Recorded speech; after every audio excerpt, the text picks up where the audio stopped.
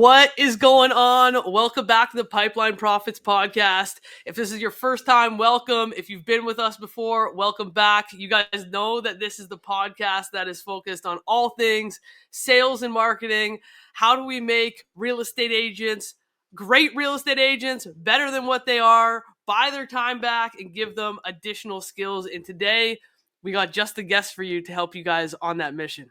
Yeah, today we're super excited about today's guest. He is a unicorn in the Toronto luxury real estate market.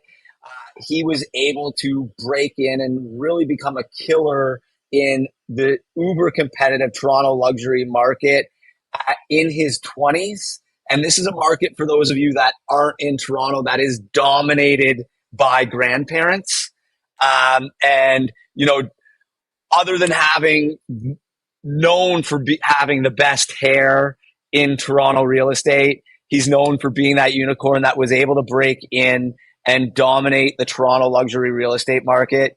He is the CEO of the Rodriguez Group. Without further ado, Dorian Rodriguez with PSR Real Estate. How are you guys? Thank you for having me. Welcome to the podcast, Thanks. Man. You didn't mention his great hair, Ryan. What the hell? I think you did. Yeah. Oh, you did? Okay. It. I think I guess I was future pacing too much. You want me to give you guys a look? We need to see the hair. Let's just start with that. Hold this. I'll keep it off now. Oh man, love it.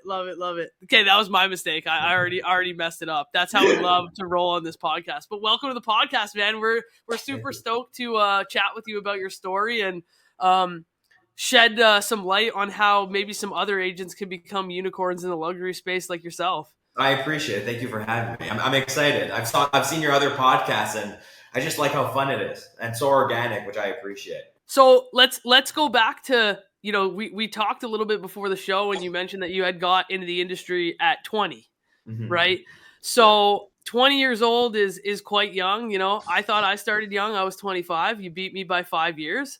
So like, I want to learn a little bit more, like why real estate and like, how'd you get the guts to do it coming off, just starting to drink the previous year? Yeah. So I was in university and I was in my second year in university. And, you know, at that point you have to figure out a direction of where you want to go, whether it's finance, marketing, whatever you decide.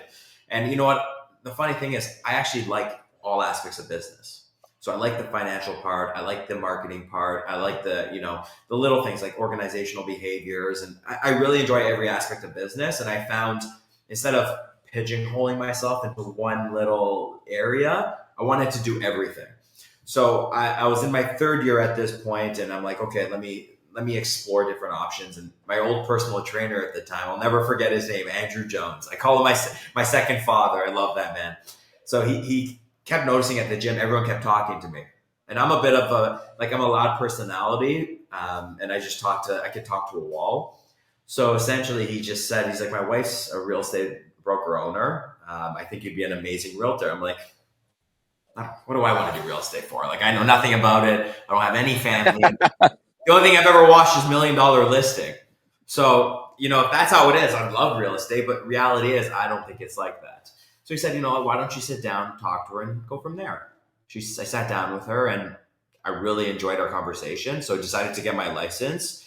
While I was in school, I was essentially getting licensed and finished university and the real estate course at the same time.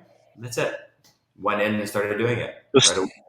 So straight out of university, you come out of university with your license. Yes. Where are you from? Toronto? I'm just outside of Toronto, so Vaughan. Okay, Vaughan. Yeah. So where was your first stop in real estate? Did you join a team? Were you like right away you knew I'm Dorian Rodriguez. I'm going high-end luxury Toronto real estate day one and no one's going to stop me. Like what was kind of that journey with getting started? Yeah. And second part to that question, how was your first year in the business and was it what you expected? Yeah. So my first year I kind of joined, I wasn't on a team. I was working closely with the broker owner at the time when I first got licensed. 2 months into it, we got along very well. but I got approached by another friend of mine to join her mom and my current business partner in Kleinburg, where I have an office. His name's Jerry. And me and Jerry connected right away instantly. Like we got along. So I worked with him for about 7 months. And I just realized I'm not a Vaughn guy. Like get me downtown with a view. Like this is what I enjoy. So I ended up just picking up, going downtown, joined PSR at the time. And then that's where I slowly built up connections, and that's it. But I wasn't focused on luxury at the time. I was just focused on getting my name out there. I always knew I wanted to do luxury, but obviously when you don't come from a network of, luxury clientele, you have to start somewhere. So my first few clients were, $1 million, $1.1 million, $1.2 million, and then it just slowly starts progressing. So I wanna know about those first couple deals. You said that you were working kind of directly with the broker owner. So were your first couple deals kind of like shadowing the broker owner to kind of understand A to Z how a real estate transaction works, from like getting the client to actually closing and kind of handing over the keys? Or like what do the first couple deals look like for you? So it was interesting. Like I helped indirectly with, like, for example, open houses. And when she got an offer, I just asked to be there to really understand the thinking behind it. Like, how would you go about negotiating the price, the terms, like how do you speak to your clients? So it was more like a fly on the wall. I feel that's the best way to learn, is by observing, right? You can read textbooks and do all that kind of stuff, but they don't throw curveballs at you. It's just straightforward. Where watching her, I was able to say, okay, you know what? She's saying these key words that are actually valuable. So you start picking up on the lingo. But my first deals were all essentially by myself. I just met the clients, got referred to the clients, and just started from there, buried my head and did as best as I can for the clients. So at what point, what made it click that like, hey, luxury is where I want to be? And at like the ripe age of 21, 22, whatever it was after that first year, like, I don't want to like be rude here, but like, I've been in the business for 12 years and I'm 42 and I still don't have the audacity to say, hey, I'm going luxury only. Like what made you think like, this is the way I'm going and I'm all in on it? You know what? It's just lifestyle driven. Like I knew the lifestyle I wanted for myself. And I know, like, for example, I love clothing. I love watches. I love wine. I like art. And typically a lot of those people who have the same interests as me, they own luxury homes, or they're a lawyer, they're a doctor, or they're in finance. Like they have a lot of similarities I have. So I just wanted to be with like-minded people that I could relate to. Of course, now they've got tons of zeros in their bank account. So when you're 21 years old, you can't relate on that part, but you can relate on interests. And once you build a bond, the person that you're building that bond with doesn't care about your bank account. They care about your interests. So I just knew that if I wanted to work with those people that are similar, I would have to be in the high-end segment of the market, because it's a lot easier to get a client who wants to buy $1 million, $2 million place when you sell high-end than it is getting a high-end client when you only sell $1 or $2 million places. Right. So I felt that was the right strategy for me to get the type of clientele I wanted to work with. Great strategy. Yeah, no, I love that, man. So it was more like, let me surround myself with people with similar interests, build a relationship, earn that trust, cross that bridge with them. And then it's like, I'm already in their heart. So now I can, earn their business, instead of just pitching and being like, who the hell is this 21-year-old kid trying to get my multi-million-dollar listing? Exactly. So in that capacity of like putting yourself in proximity with those people who have a shared interest, what did the strategy look like? Like, how did you crack into those groups at the beginning? So I want to know that. Yeah, honestly, there's a few different approaches, right? So I make, in my mind, and maybe I make it simple in my own mind, but it's complicated to other people. But realistically speaking, I think there's only a few ways to do it. I think you have to be seen in the areas you want to work. So for example, I joined a gym called Equinox. And at the time, like, you're 22 years old and you're joining a gym that's $250 a month.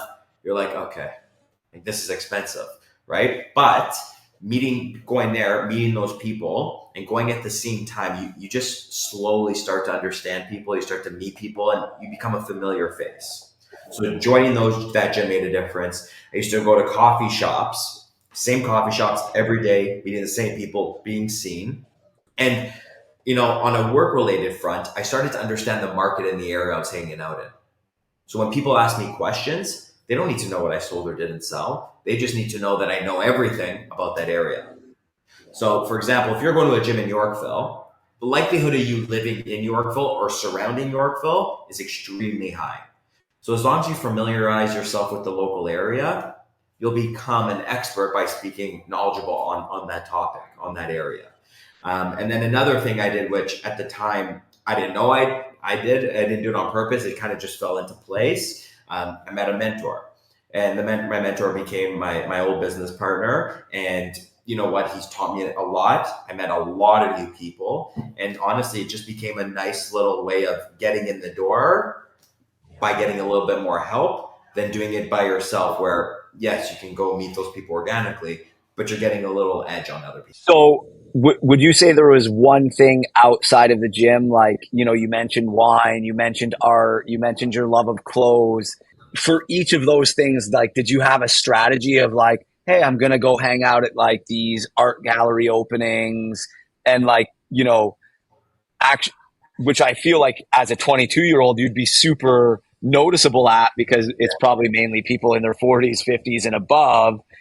So like, was doing stuff like that part of your strategy, or like going and hanging out in your custom tailor's studio and so on and so forth? Were you doing things like that?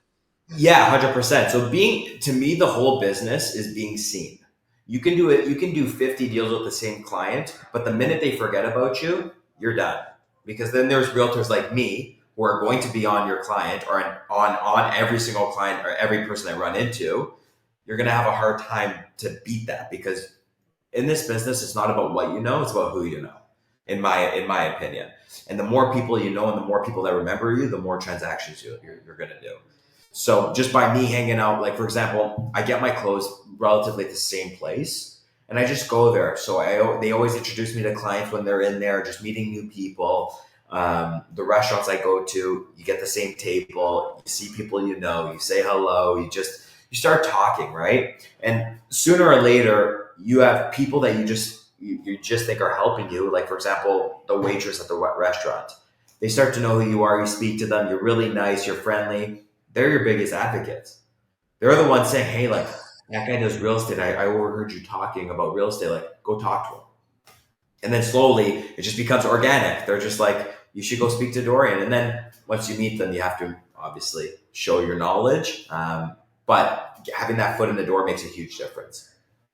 I love it, man. Honestly, I need to go back to this gym thing for a second, because I feel like a lot of people are going to overlook it.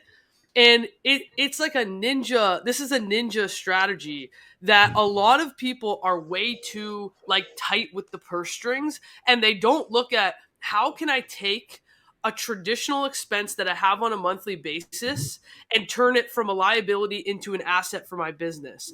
And you did that very early on in your career. And people might hear, oh, $250 a month for the gym. That's fucking ridiculous. And it's like, no. That ends up being whatever it happens to be over the course of the year. We'll say between $2,500 and $3,000. Yeah. Okay. Well, if you're in the right environment, that's one freaking lease. And that one lease is paying for you to go to one of the nicest gyms, meet a ton of, other people who you could potentially, get introduced to. And I think a lot of people are like, no, I'd rather just spend like $50 and I'm going to try and like grind it out and like DM 1,000 people and see if I can crack into the market. Yeah. And that is such a ninja hack strategy of taking your own monthly liability expenses and trying to flip them on their head to see how do I actually turn this expense into like an investment or an asset for my business, even though it might not necessarily be a write-off on the actual books. Yeah. You flip the script on it, and I feel like people overlook that 1,000 times over. So I appreciate you sharing that. 100%. And I want to note, it's not about just going to the gym, right? Because I think anyone on planet Earth everyone goes to the gym, right? But it's going to the gym with a strategy. And what I mean by that is if you go to the gym today at 2 o'clock and then tomorrow you go at 6 and then the next day you go at 8 in the morning, like don't bother going. You're like, yes, for physical health, sure, go to the gym. But if you're going there with a purpose, go every single day at the exact same time. Because most people that are successful go at the same time. They're very routine based. Yeah. So if you want to meet those same people and build a true rapport and friendship, you have to see them every day. So what I started doing was, I used to go to the gym at 5 a.m. every morning. So up at 4:30, gym by 5. And the only people on the gym floor were lawyers, plastic surgeons, and doctors. The only people. So, every morning you're standing there waiting for the gym to get open. You're just talking. You're saying hello, asking how they're doing. I never bring up I'm a realtor, like ever. I always wait for them to say, hey, what do you do for a living? And then that's when I slowly start to, approach them. And then organically I'll throw in like, I just listed a place in Yorkville. It's wonderful. Like, take a look. I would love your opinion. Although in my head, I know that they're not buying it. I just want them to know like, okay, this is the caliber of homes this guy's getting. And then over, the next 6 months to a year, that's when the referrals start to come in. And, just from that gym alone, I've done over 15 million in sales. And that was like crazy. A year and a half of being there. So that $3,000 expense ended up turning into like, I don't know, 400 grand. Yeah, it's amazing. But dude, even Ryan, we talked about this 2 days ago, habit stacking. Remember we were talking like, I only give myself permission to watch Netflix while I'm on the freaking treadmill or whatever.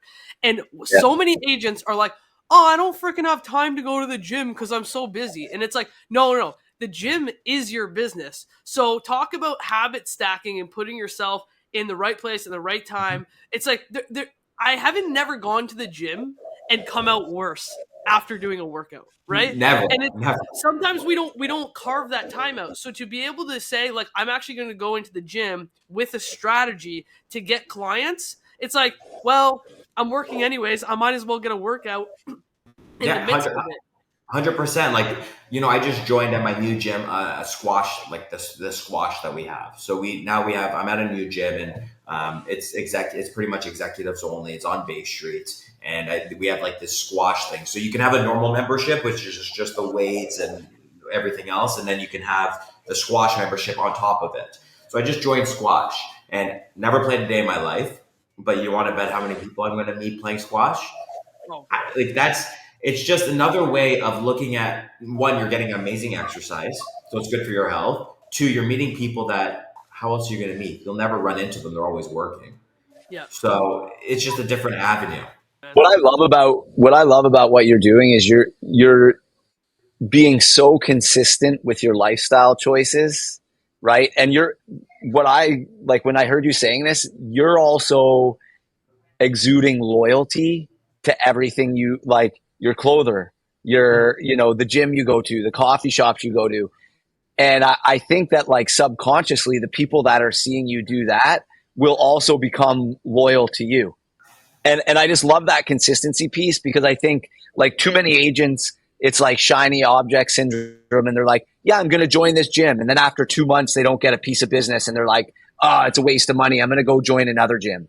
Yeah. Or, I'm going to start shopping at this place because I think I can get clients. And then after going there twice, they don't get a client and they move and start shopping somewhere else. So I think like a big piece that I don't know whether it was conscious or not, was it conscious that like, I've got to be consistent with this for a long period of time to see the results? 100%. Or are you just a creature of habit and it happened naturally? So I'm a bit of a creature of habit.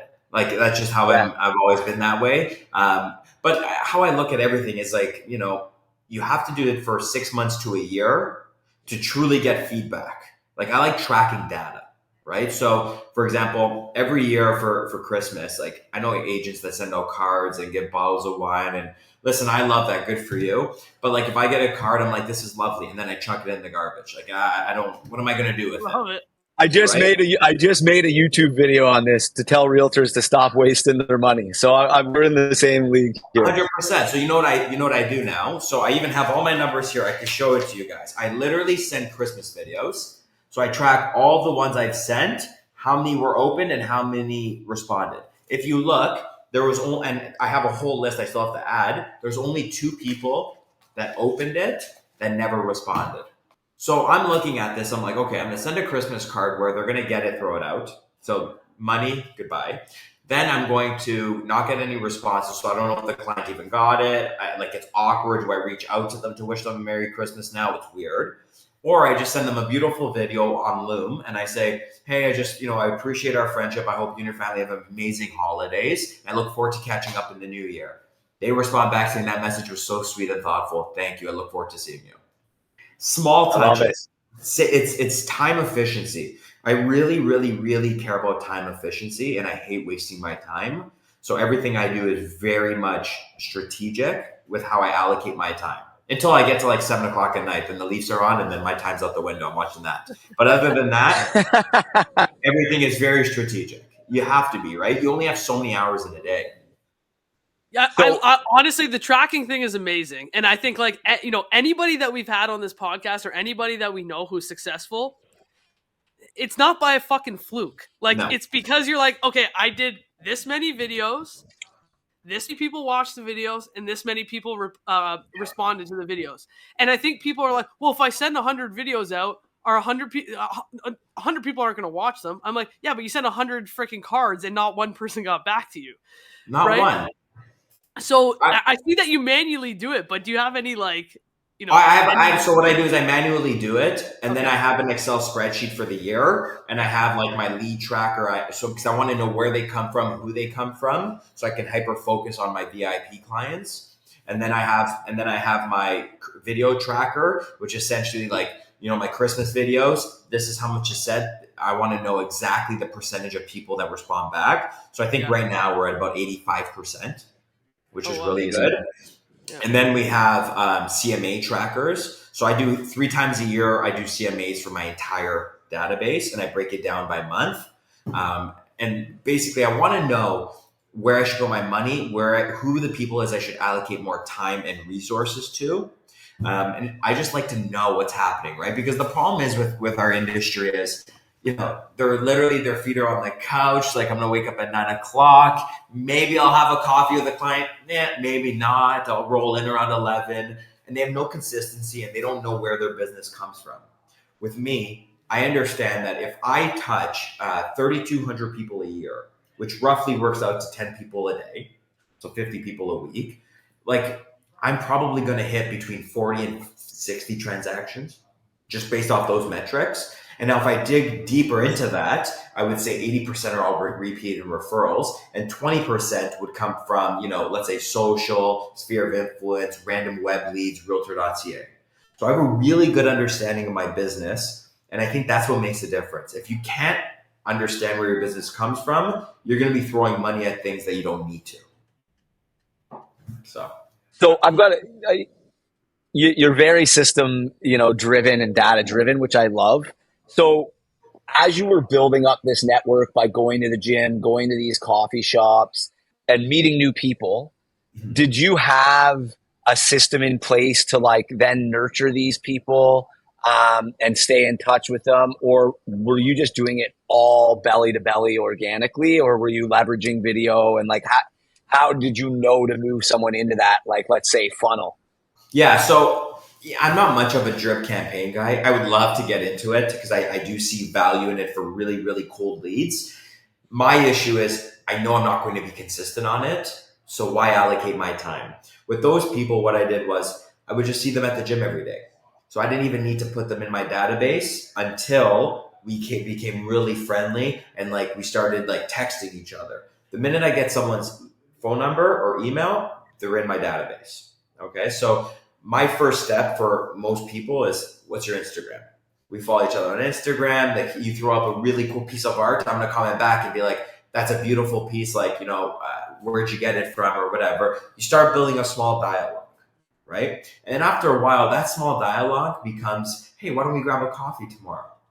Here's my number. And then they get put in the CRM, and it depends on how the person is, but I can tell you how I do my database. VIP clients get touched at least once a month. Now, that's just me personally reaching out, but typically my goal is between 30 and 40 contacts per client per year.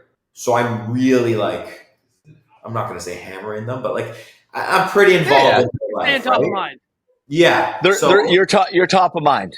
all the time. So, for example, VIPs are once a month. Current clients are once every 3 days. I touch them at some point, and I don't just say, "Hey, how are you?" I provide them with value, whatever that value could be. Like, I know that they're looking for a place in Rosedale. Here's the last comparable based on what you're looking for. If you have any questions, let me know.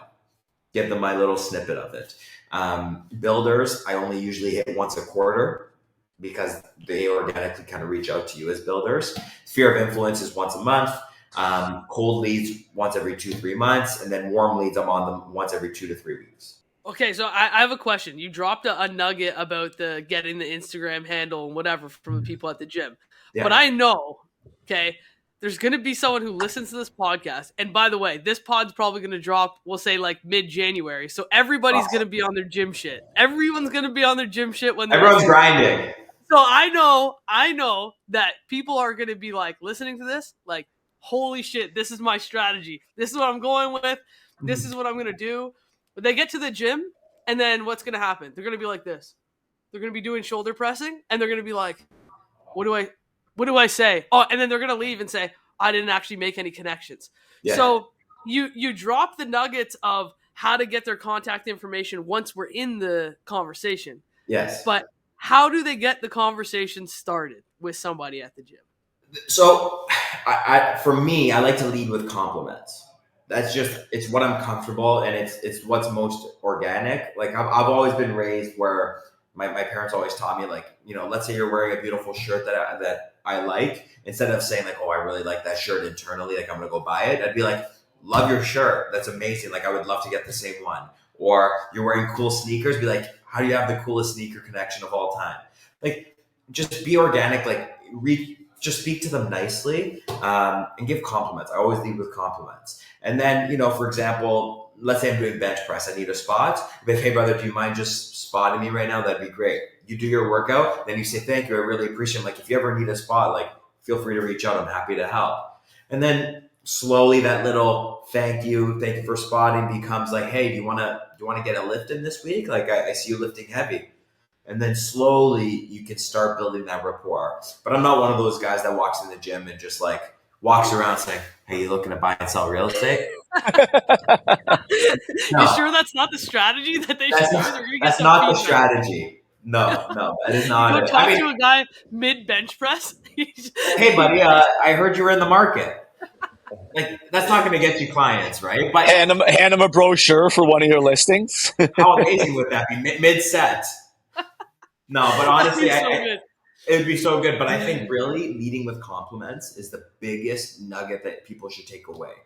If you're going in there and you're jealous, like if you have any jealousy in your body, like go take a cold plunge. I don't know what to do. Just get rid of it, because there's no point being jealous of people. I think everyone in this world is all equal in my mind. I don't care if you make $10 million a year or if you make $20,000 a year. You're all equal. You're same people. You all have same interests. Like there's a lot of people that make 40 grand a year that would love a Ferrari. Of course, it's a beautiful car. It's what they work towards, right? But you still treat them with respect. You still give them compliments, because you never know. You're making their day. And I'll give you a really, really nice example. So recently, I live in a condo building downtown, and I walk by the concierge every day, say hello, ask them how their day is. You know, guy was wearing a cool pair of Nike shoes. I said, man, those are amazing shoes. And then he's like, yeah, I noticed you wear a lot of Nikes too. We connected.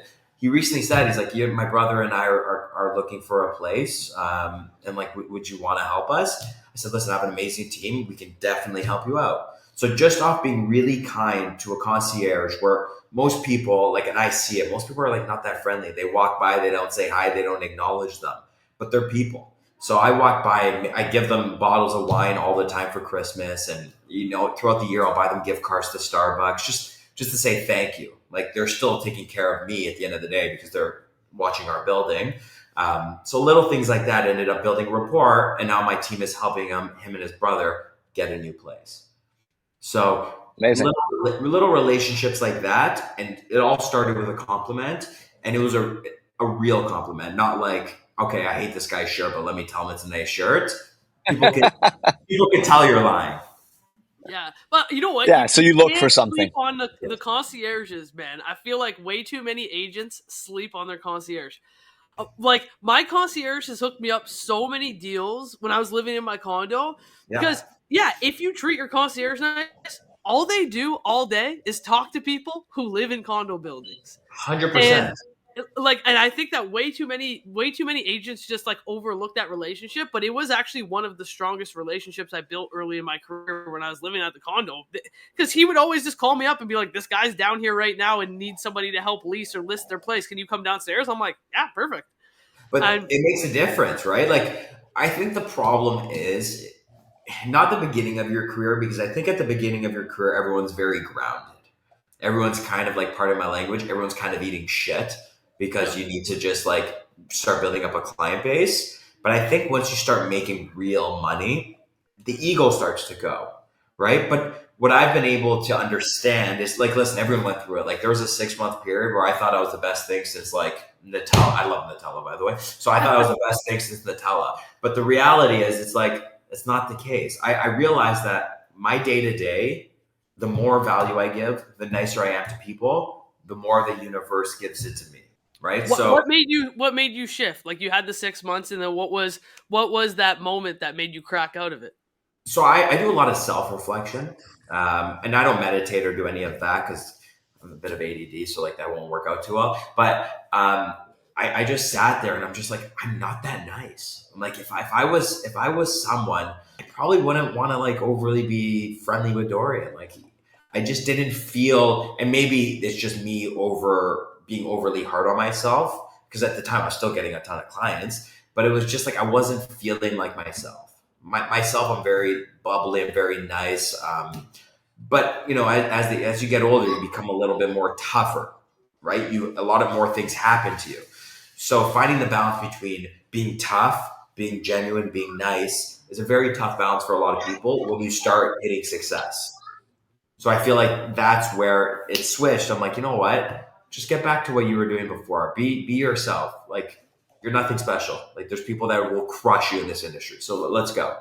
And that's it. I love that self-awareness. You know, I think it's something that, especially in real estate, the money can come so quickly for a lot of people who had very little before, and they don't have that self-awareness to be like, to say like, hey, I can't forget where I came from or who I am, and I should still treat people the exact same way I treated them when I only made 30 grand a year or 40 grand a year, or when I was, you know, almost begging to get that first buyer client, or, you know, driving leases around the city. So, I mean, that's amazing that you've had that self-reflection and you're self-aware enough to do that. So my next question is pivoting a bit, you know, obviously, and correct me if I'm wrong, but like, it seems like you have studied human psychology a bit and sales, and, you know, you're just doing a lot of the right things.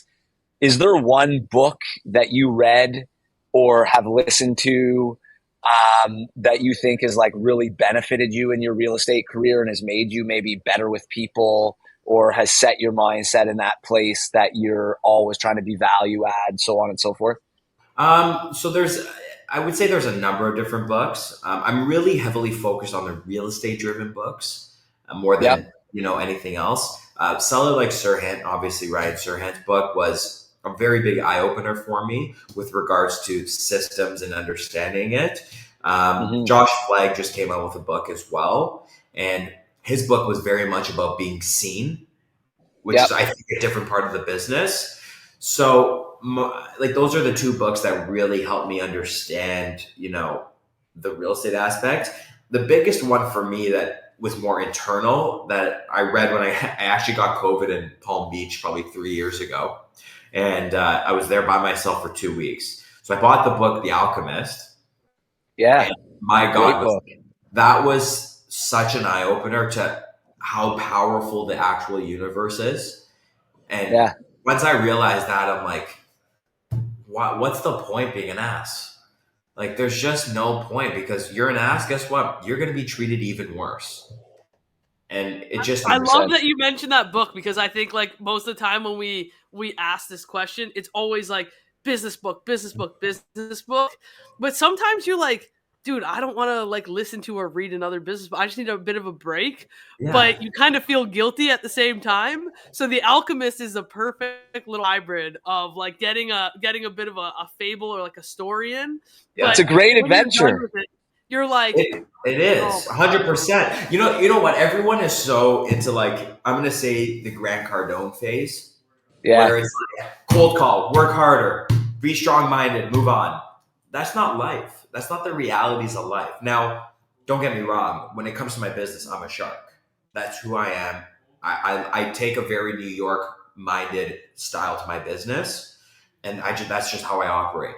But there is a soft side of, I understand I'm a human. I'm dealing with humans. There's going to be emotions involved. This is not commercial real estate where here are the numbers. You don't like it? Okay, great. Let's move on. This is someone's home. This is every dollar that they wake up at 7 a.m. and go to work. That's what they work for. So there has to be a part of humanity involved where this is their biggest asset, that you have to understand that there's feelings. And if you can't, as a realtor or as their advocate or as their representative, get down to their emotional level to understand them, then I think there's going to be a huge disconnect. And this is where The Alchemist really opened my mind to, you know what, people have feelings and there's the universe out there. And the more value you provide, the better you are for people. In turn, it'll multiply towards you. Whether you expect it or not, it'll just happen. So that was a big switch in my mindset that allowed me to understand that, like, I can't do everything on my own. That's why I started the team, right? Back in the day, I'd be like, no problem. I'll do 300 million by myself. I don't need anyone. Assistant? Don't need that either. But it's just not, it's not realistic, right? Like, if you want to grow, not only as a salesperson, but as a person, you're important. But the people around you, they're way more important than you are, because they're the ones that help you get to another level. And in turn, you should repay them, and not just monetary, but treat them like gold, because they're the most important people in your life. I love that. And that's I think everyone, if you haven't read The Alchemist, you need to. And I think it's like, now that I'm thinking, it's been like 3 years since I read it. I'm gonna pick it back up at Christmas, because it is like, there's some great teachings in it, but it's also an exciting and interesting book to read, right? Like, it's not like just pure theory on, like, you know, mindset and why you should think this way. It's a story, it's a tale, a fable that takes you there. So yeah. It's a great recommendation. And I gotta drop in, everybody knows I love Russ. Russ is my guy, and his most recent album is based on the entire story, The Alchemist. It's really? His album's called Santiago. Actually, what's the guy's Paulo? I forget how to say his last name, but he sent him a message, and Russ like blew up. He's like, I can't even believe it. Like, the entire album is based on the entire story. That's quite it. I didn't know that. Yeah, you should check it out, man. It's honestly, it's an amazing album, and that's Russ's favorite book. So he was like, I'm going to create, it's basically like around, you know, elements or things that have happened in his life, but he wrote it like, even like with the like the BPM of the beats and stuff like that. It's supposed to kind of mimic the book. It's cool. That's it's cool. Really cool. Yeah. That's cool. So would recommend Russ. This is probably the third time I've dropped Russ on a podcast. So I gotta do it again. We're right there. Let's keep Russ strong. There you go. I love it. Okay, I wanna talk a little bit about the team though, because we talked about cracking into the luxury market so far.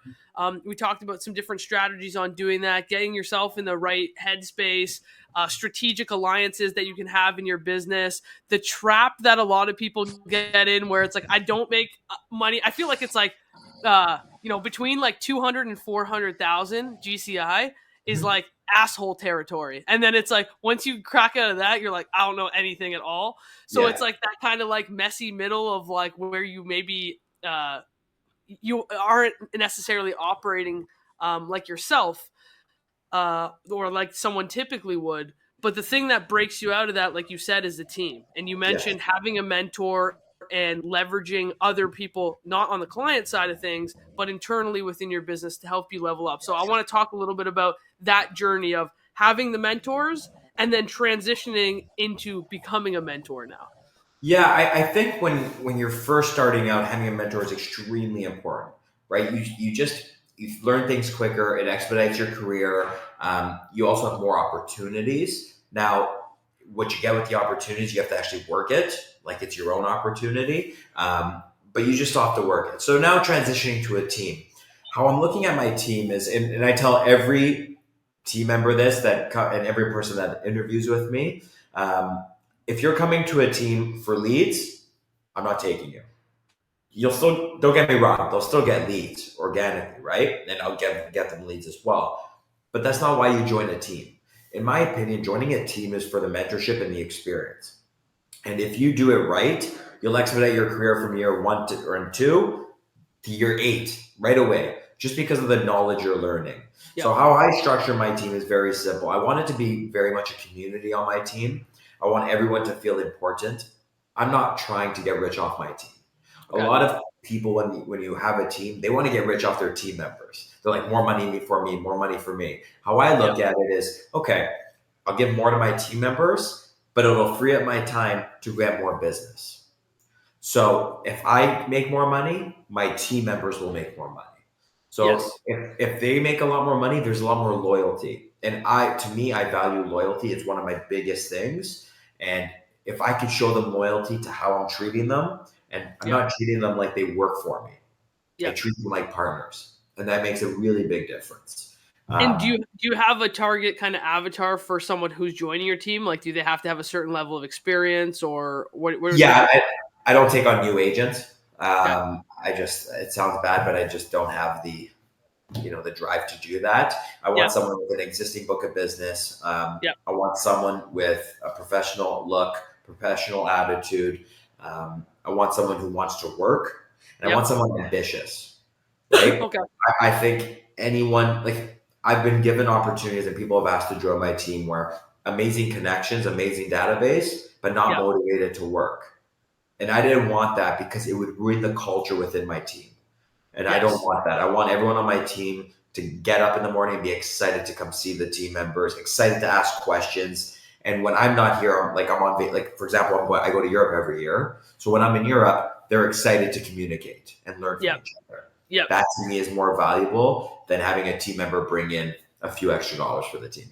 Yeah, it's actually interesting that you mentioned that, looking at the kind of dynamics of your business, because it would make a lot of sense to bring somebody on the team that already has exposure to that market. However, there are certain agents that I know that have exposure to that market or have been born into families that, that are in that kind of luxury category. And sometimes they're like, I don't know, it's great I got my license, but do I necessarily need to work hard? Like, I always kind of have that fallback plan. So I could see how that might be a little bit of a dichotomy, or like there's some ebb and flow in terms of who you want to consider for your team, based on the fact that, like, it'd be nice to have access to that network, but are you actually going to contribute to the team in a positive way that's actually going to help motivate and drive the team forward? Yeah, that's more important. Like, I find with teams are great until the team members start making $200,000-300,000, because then you could say goodbye. They're gone.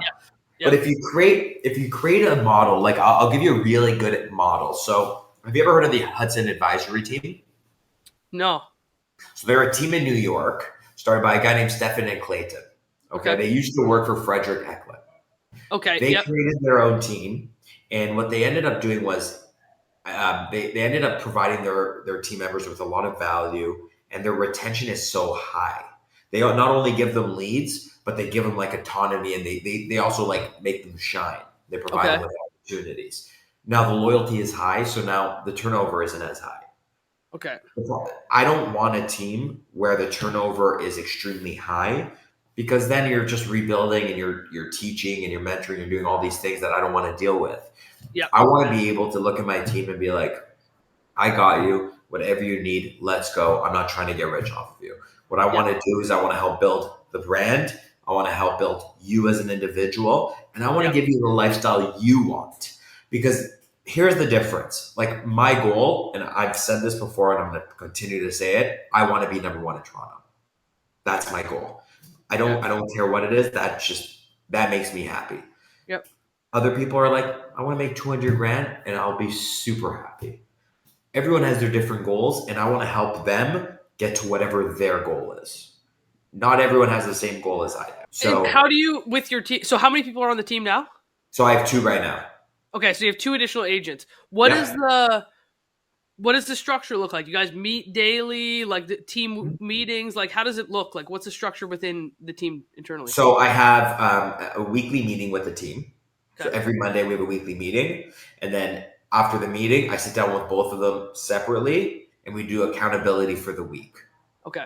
We do this every single week, okay, just to understand their goals. Yep. And then every quarter, at the end of the quarter, we sit down, look at the quarterly numbers based on their major goal of the year.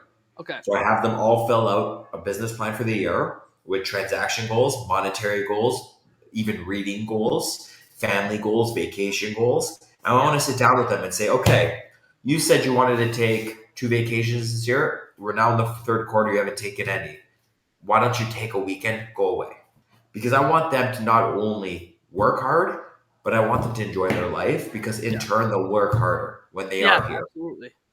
Well, when you have those, and you know this because you said you go to Europe all the time, but like when you have that line in the sand of like, okay, I am going to be off, there's this constant push before and after where you're going to work harder. When you don't have anything on the books, it's like sometimes you just feel like you're coasting to this, like there's no destination. But having those things, I know some people will listen to this and be like, oh, it sounds kind of counterintuitive to help push other people to go on vacation. And at first, when I started my team too, I was like, like the less they're away, the better. But it's like, that's actually not the case. I want them to constantly have something on the calendar because there's these constant little mini pushes. And then that kind of release that they get of like, okay, cool, I took my time off. Let's go back. I'm recharged now and let's get back to it. I agree 100%. Also, you know what else I did, which I think would be really valuable for any team? Have them have a monetary goal. Have them have a materialistic goal. The biggest one I like now is the materialistic goal. They're like, what do you mean? Well, I say, listen, at the end of the day, you can go out and buy yourself a pair of shoes any day of the week. That's whatever. But let's say you want that Rolex. You're not going to go tomorrow morning and go to a jewelry store and drop 15 grand on a watch. You're not going to do that. Now, I tell them, what's your goal? So for me this year, my goal is to get a beautiful watch at the end of the year. One day when I get married, I want to wear this exact watch, and I know the watch. What watch is it? It's a Patek. It's one of the dress Patek watches. I love it. So if I hit my numbers this year, guess what watch I'm getting? I'm buying that watch because at the end of the day, yes, I can go buy shoes and suits and whatever, but that's every day. But I'm not going to go drop 30 grand on a watch unless I hit the number that I'm rewarding myself. So for, one of the girls on my team, she's a very hard worker. And she said one of her goals this year is to buy a nice Chanel purse. So she's going to work extremely hard to get that Chanel purse. And don't get me wrong, if she wanted to buy it today, she could. For sure. But having that reward at the end just makes her feel so much more empowered and so much more laser focused on something. Yeah, because it's like, oh, well, you know what? I accomplished that thing that I set out to. And this is my, I deserve it at this point in time. Mm-hmm. If she just goes out and buys the purse, it doesn't mean, like, the thing is when you buy luxury goods, and like, I know I love watches as well. Amazing. It's like, you know what? The best moment of enjoying the watch is the moment that you part ways with the cash and you get the watch, no? It's like that moment of being like, I got it. You cry for a second. You cry for a second, but it's like, like you got it. And you know that if you set those thresholds, like, you get the Patek because you're like, I worked really hard. When you look at that Patek, if you get it because it's a reward, every time you look at the Patek, you're going to say like, you know what? I put a line in the sand and I crossed that line for myself. I had the drive, the determination, and that's what this represents. That's what it means. That is the most important thing. If you just go out and buy the Patek right now, sure, you can part ways with 30 grand that's in your bank account, but when you look at the thing later, it doesn't have the same meaning. It doesn't mean anything. And that's, and I agree with you. And that's why, as much as, monetary goals are amazing, everyone should have them. But I think having deeper goals, like family goals, for example, like, if you're in a relationship, is proposing one of the goals this year, right? Like these are things that people have to think about. Like if you have, let's say you're married and you've been thinking about kids, like maybe getting pregnant is one of the goals this year, right? Like there's different goals that people can have. And I think it has to be linked to more personal, right? Because you can have business growth, but if you're miserable at home, Yeah. you're not going to be a happy person. What's the point? Yeah. So I do believe in having that balance and always reviewing those goals and understanding where you are on the line and where you're tracking to. And I just think it makes your life a little bit more easier to understand and broken down. So you seem like a very accountable guy to the goals that you set and like ensuring that you have those kind of thresholds or benchmarks set for yourself. Um, as we head into the new year, obviously it's like we have the opportunity to hit reset and start fresh with goals. How do you go about your goal setting? And then what does it look like for you to review those goals? Is it a daily thing, a weekly thing? Like how does that look in your day to day? So I have my book. Love it. Right? And in my book, I have like my 2024 goals. I have like, my quarterly goals. So what I like to do is I start off with a business plan, my yearly goals. And then every week I have my accountability goals for the week. Mm-hmm. So one of my goals are typically like reach out to 50 people a week. That's one of my accountability. Go to the gym 4 times. That's my accountability. Take the girlfriend out for a dinner. That's an accountability. Okay. So I have that. And then at the quarter, I have a quarterly goal to see if I'm on track for my yearly goal. Okay. And I do that every year. So essentially, I'm sitting down with myself in my head 52 times a year. Yeah. 4 times are major and the rest are just weekly. And then I have a daily goal. So I have a daily planner that I sit down and say, okay, circle how many contacts today, how many leads, what are you happy to do today? Like, what are the challenges you faced? So I do have that as well. And then I have 2 business coaches. So okay, that's where I was going to go to next, because obviously we had the partnership, which is good. Like, Ryan and I, we run our team with Amy, but we also run the sales training, and so we're accountable to each other. We both have coaches, but we're still accountable to each other. And now, being a team leader, I was going to ask you if you have coaches or external accountability for yourself. Yeah, so I have, obviously, I'm part of the Ryan Serhant community. Okay. Yep. So I'm on those calls all the time. But my actual real estate coach that I consider like family, his name is Braden. Okay. And I meet with him twice a month via Zoom. And, like, for example, we have a call today at 2:15. And what we're going to do is we're going to discuss, the business, what's happening going into the new year. And when you have a coach that you trust, that knows your business inside out, and someone you can be transparent with, they understand how to operate and they understand where you're going in your business. And that's why, I have complete faith in him. Like, if I just close my eyes today, he can tell me what I'm going to do next year without me opening my mouth, because he understands me and understands my business. So I do believe in coaching. I have a coach in everything I do. Like, I have a fitness coach, I have a golf coach, I have a nutritionist, I have my real estate coach. Yep. I just believe in it. And have you always been like that? Like, even at the beginning of your career? Or is it something that as you started to progress, make a little bit more money, you were like, I'm going to double down and kind of split these coaches out? Because I think, like, as people grow, I've seen that more. Like, one coach splits into 2, and then we get a little bit more specific around certain things. So tell me about that. I've always been very coachable because I used to play hockey. Okay, nice. Okay. Yeah, I used to play hockey, so I really do love learning, and I appreciate learning. No, you know what? I would say the biggest expense I've ever had was having the business coach. And that one to me was like, it was a little more painful to do just because it's a large expense every month. Yeah. Right. And as a new agent, it's very challenging to absorb that cost. But I bit the bullet and I haven't looked back, and it's been 3 years, almost 4 years. Yeah. And to be honest with you, like, I think it's worth every dollar. And I wouldn't replace it whatsoever. I would actually encourage people that, let's say you make 50, 60 grand, maybe look into getting a coach, spending 10 grand on it, and just understanding that they're going to help your business grow and you're going to get better and you're going to make more money. That's the thing, is people look at it like, oh, this is a massive expense. And it's like, no. This is the best investment you could make. Everybody's always like, oh, well, when I make 10 grand, what should I do with the money? Like, where should I invest it? I'm like, back into yourself, AKA coaching. 100%. Right? 100%. That's always going to be the thing that gets you to the next level. And it's like, dude, even Michael Jordan had a coach, and the guy's like the best basketball player of all time. It doesn't matter where you're at in your business. You always need the outside set of eyes to tell you, because you are blind to so many things in your business that you think you're not blind to. It's just a cognitive bias that we have. And even 100%. If you know what you should be doing, sometimes we're better at telling people what to do than we are in actioning it ourselves, you know? I agree. I do believe that accountability is everything, right? Yeah. There's a reason why the Fortune 500 companies have weekly, quarterly, and yearly meetings. Yeah. And it's not because they just enjoy sitting around having a cup of coffee. It's because that's how you really break down to see productivity.